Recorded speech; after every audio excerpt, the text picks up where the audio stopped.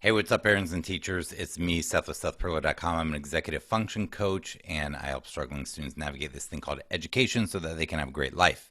And in this video is for students. So parents and teachers, I want you to watch this video first, and then if you want to share it with your child or your students, go for it. And I have a PDF that goes with this video to help you. Students, what's up? My name's Seth. I'm here to help you at the end of the semester in the last week of the semester. This is a critical week of the semester. If you want to end the semester with as little stress as possible and as much success as possible, as little frustration and annoyance as possible, and getting through this week as easily as possible, this video is for you. So what I do for work, as I'm an executive function coach, I help students who struggle with this thing called executive function. These are students who have a lot of missings, incompletes, late work, zeros, things like this. These are students who are super smart, bright, amazing human beings who often struggle in school because of this thing called executive function. So I'm going to help make life easier for you. This is the last week of the semester. For most of you students watching, this week is this week is the last week of the semester. For some of you, your semester goes into January or goes longer, or you're not on a traditional schedule. So most of you is last week of the semester. For all of you, it's the last week before winter break.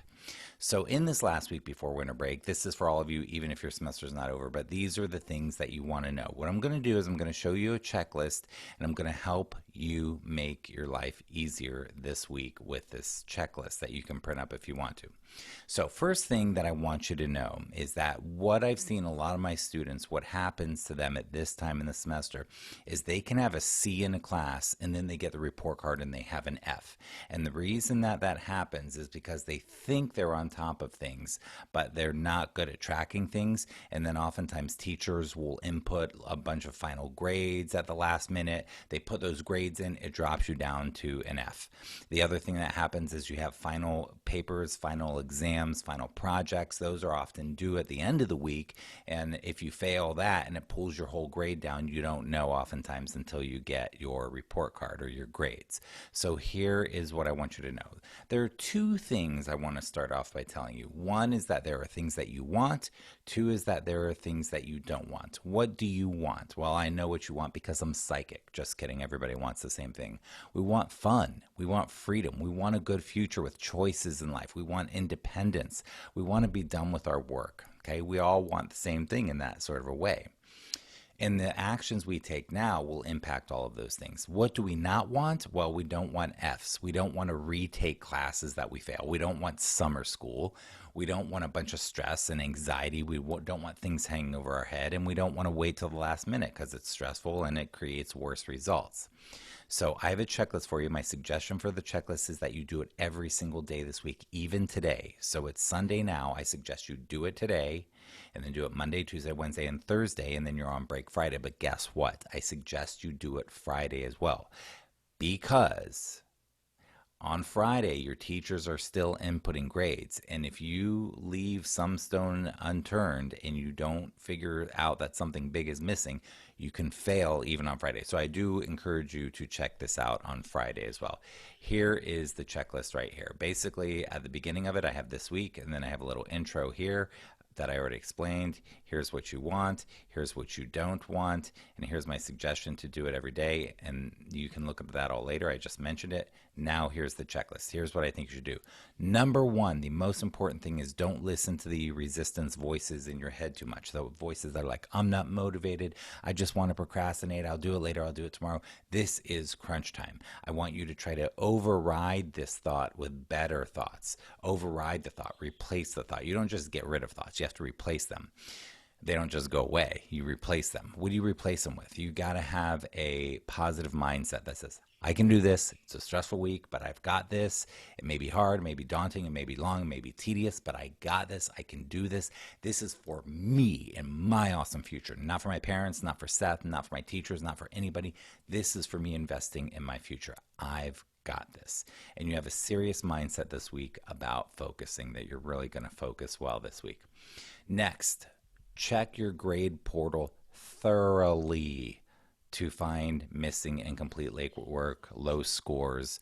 So basically, the reason I say thoroughly is because a lot of my students will look at the grades, they don't look at the details of this grade in the class. And then when I have them open it up, I'm like, come on, open it up, let's see. And we open it up, they're like, oh, I turned that in. My teacher should have already given me a grade for that. I better tell them that I did that. They must not know or something. Or, oh my gosh, I didn't know I had a zero in that. Oh my gosh, I have all these missings and they're so easy. I could get it done in 20 minutes. So look at those portals and beware.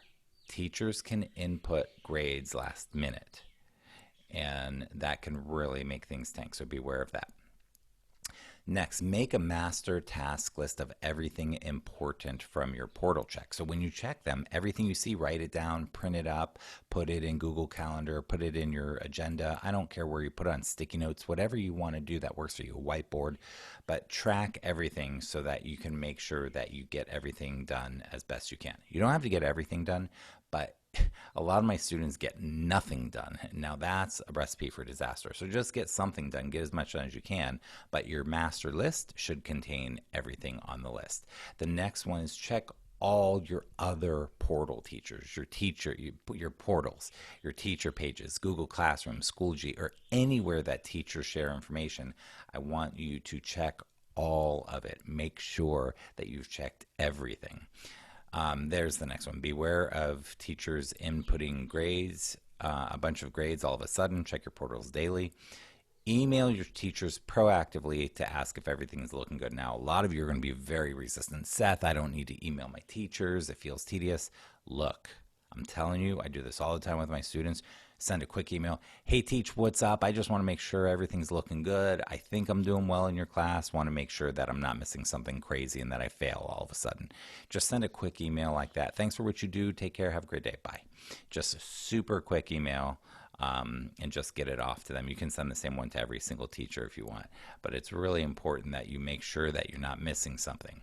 Next thing is block out more time than you think you need for your final projects, your final essays, your final assignments, your final readings. My students are notoriously bad at predicting how long things will take. And that combined with the fact that they procrastinate means that if they wait until 9 o'clock to do their stuff, 9 o'clock at night, and then all of a sudden they find out that they have like 10 hours worth of homework to do, then they often shut down and just like are too paralyzed to do any of it, or they do a little bit of it and it's just not enough. And so don't shoot yourself in the foot. Block out more time than you think you need. Just remember, this week might be a wash for you. It might be a week where you just don't have a life. All you have is school. But don't worry, because next week is break. And don't forget that you are investing in a great future for yourself. So, just keep that in mind. Next thing, get accountability, co-work with others. Okay, look, it's the last week. Again, we like to procrastinate. Call or text a friend, Zoom with them, a parent even, a relative, tutor, whoever, and be like, hey, let's study at this time. Let's co-work at this time.